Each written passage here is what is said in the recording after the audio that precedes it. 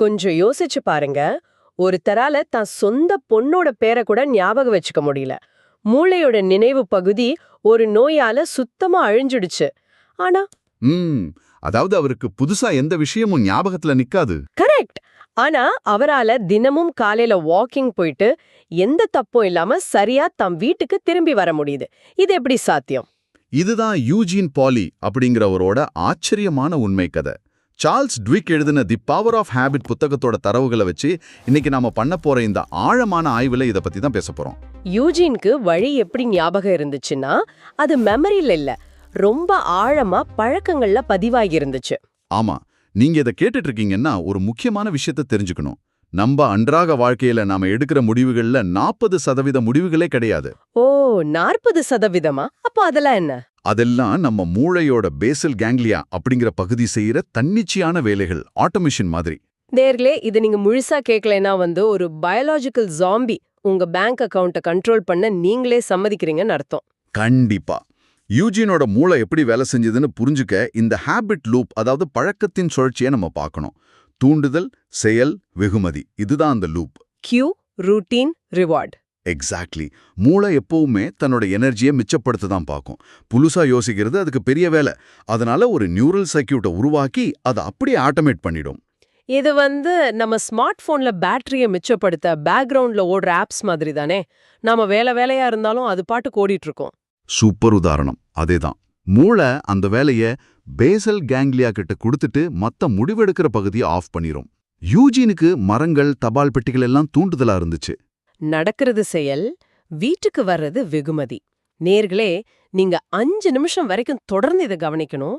ஏன்னா மூளை எப்படி இந்த வெகுமதிக்காக ஏங்குது அப்படிங்கிற அந்த கிரேவிங் பிரெயின் பத்தி நாங்க சொல்ல போறோம். அது ரொம்ப இன்ட்ரெஸ்டிங்கான விஷயம்.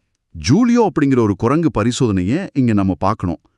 கம்ப்யூட்டர் ஸ்கிரீன்ல ஒரு வடிவத்தை பார்த்ததும் ஜூலியோ நெம்புகோலை இழுக்கணும். இழுத்தா ஜூஸ் கிடைக்கும். ஆரம்பத்துல அதுக்கு ஜூஸ் கிடைச்சப்போ சந்தோஷப்பட்டிருக்கோம். ஆமா, ஆனா நாட்கள் போக போக அந்த ஸ்கிரீன்ல வடிவத்தை பார்த்த உடனேயே ஜூலியோ மூளையில ஜூஸ் குடிச்சது போல ஒரு சந்தோஷம் வர ஆரம்பிச்சிடுச்சு. செயல் தொடங்குறதுக்கு முன்னாடியே டோபமைன் அதிகமாயிடுச்சு. ஒரு நிமிஷம். அப்ப ஜூஸ் கிடைக்கிறதுக்கு முன்னாடியே மூளை அந்த ரிவார்டை எதிர்பார்க்க ஆரம்பிச்சிடுதுன்னு சொல்றீங்க? கரெக்ட். அந்த எதிர்பார்ப்பு தான் ஏக்கம். இந்த கிரேவிங் வந்துட்டா நாம அந்த செயலை செஞ்சே தீருவோம்.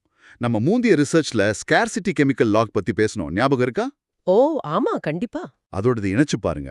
கெட்ட பழக்கம் அப்படிங்கிறது ஒருத்தரோட கேரக்டர் குறைபாடு கிடையாது. அது அவங்க டிஎன்ஏவில் பதிஞ்ச கெமிக்கல் இன்ஸ்கிரிப்ஷன், ஒரு நரம்பியல் சுவடு. இருங்க, எனக்கு ஒரு சந்தேகம். இப்ப மூளைக்கு நல்லது கெட்டது தெரியாது, அது பாட்டுக்கு இந்த லூப்ல இயங்குதுன்னா, அப்போ நாம பண்ற தப்புக்கு நாம பொறுப்பில்லையா?